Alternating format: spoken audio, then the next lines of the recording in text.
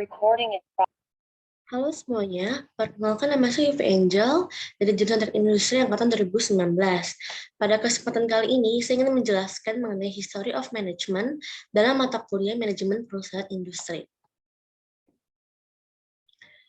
Berikut ini merupakan bagian yang akan saya bahas dalam video kali ini, yang terdiri dari historical background, classical approaches, quantitative approach, behavioral approach, dan contemporary approach. Untuk penjelasan lebih lanjut, saya akan jelaskan pada slide berikutnya. Pertama ada historical background. Tanpa kita sadari, kegiatan manajemen telah dilakukan sejak lama, di mana upaya terorganisir dan diarahkan oleh orang-orang yang bertanggung jawab untuk merencanakan, mengorganisir, memimpin, dan mengendalikan kegiatan telah ada selama ribuan tahun. Penting untuk kita mempelajari sejarah manajemen ini, karena akan membantu kita dalam melihat asal-usul praktik manajemen saat ini, dan juga mengenali apa yang berhasil dan yang tidak berhasil. Dapat dilihat pada contoh seperti manajemen dalam pembangunan piramida Mesir ini, yang dilakukan oleh puluhan ribu orang diselesaikan pada zaman kuno, di mana dibutuhkan lebih dari 100.000 pekerja sekitar 20 tahun untuk membangun piramida tunggal. Dari sini kita dapat lihat bahwa dari zaman kuno pun telah terjadi kegiatan proyek yang tentu dipimpin oleh seorang manajer, di mana memastikan proyek pembangunan dalam berjalan dengan lancar sesuai dengan rencana yang telah dilakukan. Contoh lainnya ada pada gudang senjata Venesia pada tahun 1400-an, lalu pada tahun 1776, Adam Smith nih menerbitkan The Wealth of Nation, di mana dia tuh mengemukakan keuntungan ekonomi yang akan diperoleh organisasi dan masyarakat dari pembagian kerja, yaitu memecah pekerjaan menjadi tugas-tugas yang sempit dan berulang. Kemudian dimulai pada akhir abad ke-18 ketika tenaga mesin menggantikan tenaga manusia, suatu titik dalam sejarah yang dikenal sebagai revolusi industri, menjadi lebih ekonomis untuk memproduksi barang di pabrik daripada di rumah. Di mana berarti seorang manajer diperlukan untuk mengelola pabrik-pabrik ini, dan para manajer ini tuh membutuhkan teori manajemen formal untuk membimbing mereka.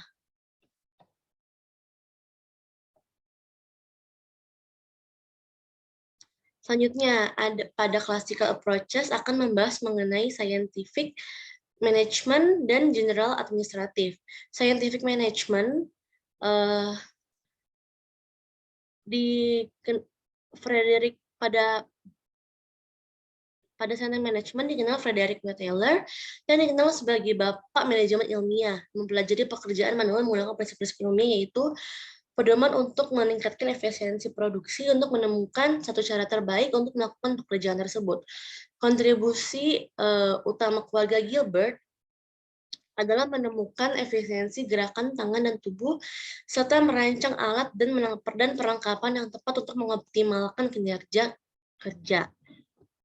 Lalu untuk yang general administratif tuh ada pada Henry Fayol dan Max Weber, di mana untuk Fayol tuh percaya bahwa fungsi manajemen adalah umum untuk semua usaha bisnis, tapi juga berbeda dari fungsi bisnis lainnya.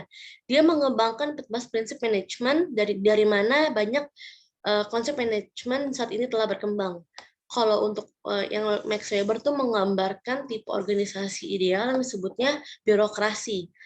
Karakteristik yang masih dimiliki banyak organisasi besar saat ini.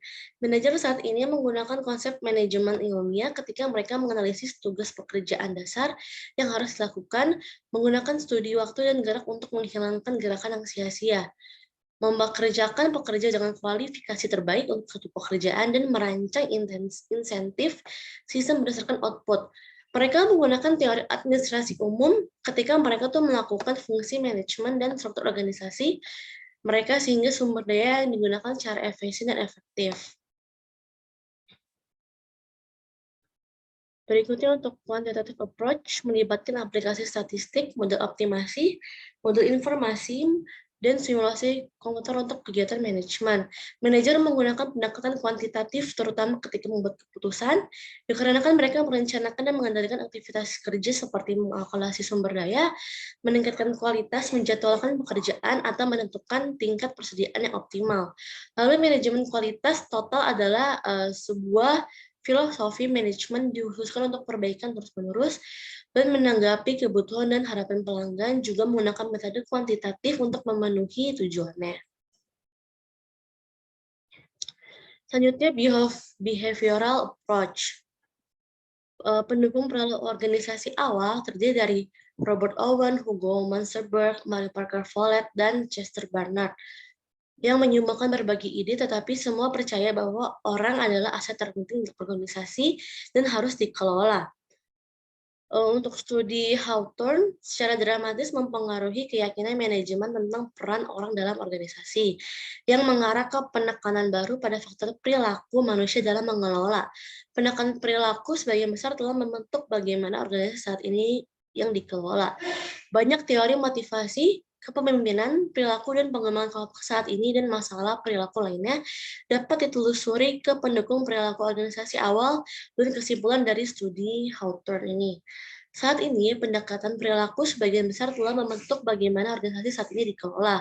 Dari cara manajer merancang pekerjaan hingga cara mereka bekerja dengan tim karyawan hingga cara mereka berkomunikasi. Di mana kita melihat unsur-unsur pendekatan perilaku. Selanjutnya pada contemporary approach akan menjelaskan mengenai sistem approach dan contingency approach. Pada pendekatan sistem mengatakan bahwa suatu organisasi mengambil input atau sumber daya dari lingkungan dan mengubah atau memproses sumber daya tersebut menjadi output yang didistribusikan ke lingkungan. Pendekatan ini memberikan kerangka kerja untuk membantu manajer memahami bagaimana semua unit yang saling bergantung bekerja sama untuk mencapai tujuan organisasi dan bahwa keputusan dan tindakan yang diambil dalam satu area organisasi akan mempengaruhi yang lain. Dengan cara ini, manajer dapat mengenali bahwa organisasi tidak mandiri, melainkan mengandalkan lingkungan mereka untuk input penting dan sebagai outlet untuk menyerap output mereka. Lalu pada pendekatan kontingensi mengatakan bahwa organisasi berbeda menghadapi situasi yang berbeda dan memerlukan cara pengelolaan yang berbeda juga.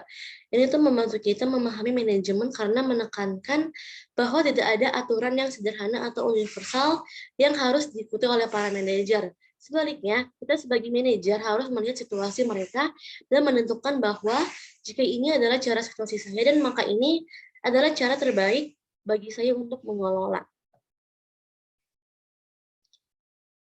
Sekian presentasi dari saya mengenai History of Management yang bersumber dari e-book Management edisi 11 by Stephen Robbins. Terima kasih.